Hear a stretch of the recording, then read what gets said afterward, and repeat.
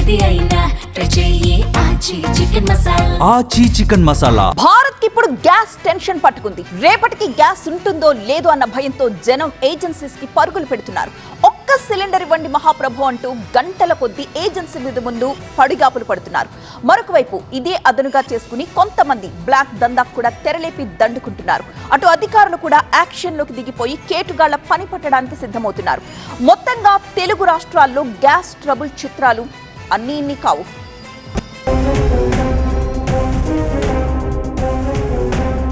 దేశం మొత్తం కాదు, మన తెలుగు రాష్ట్రాల్లోనే పరిస్థితి ఎలా ఉందో చూడండి.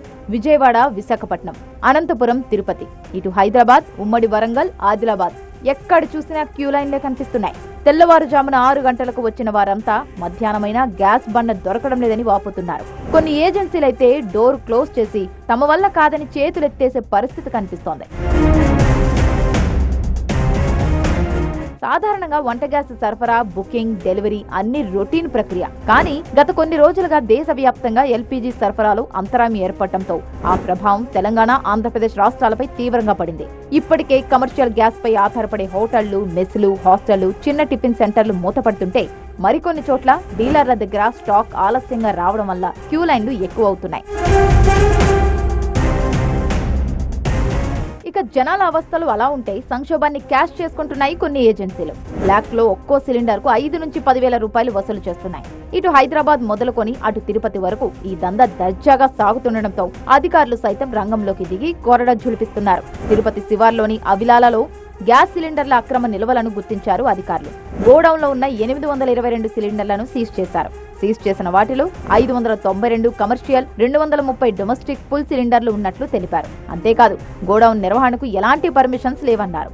గోడౌన్ మేనేజర్ ని అదుపులోకి తీసుకుని విచారిస్తున్నారు. విశాఖ గాజువాకలోనూ తనిఖీలు చేసిన అధికారులు డొమెస్టిక్ సిలిండర్లను కమర్షియల్ గా వాడుతున్నట్లు గుర్తించి 17 సిలిండర్లను సీజ్ చేశారు.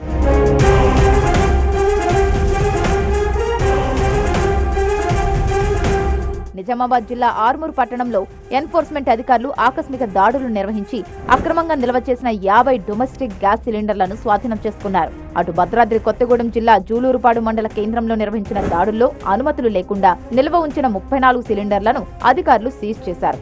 అలాగే గ్యాస్ బ్లాక్ మార్కెట్ దందాపై సూర్యాపేట పోలీసులు కూడా కొరడా ఝుళిపించారు. అక్రమ గ్యాస్ ఫిల్లింగ్ స్టేషన్ పై దాడి చేసి 20 కమర్షియల్, 20 డొమెస్టిక్ సిలిండర్లను స్వాధీనం చేసుకున్నారు. మెదక్ జిల్లా నర్సాపూర్ లో హోటల్స్ పై దాడులు నిర్వహించిన అధికారులు డొమెస్టిక్ సిలిండర్ వాడుతున్నట్లు గుర్తించి వారిపై కేసు నమోదు చేశారు.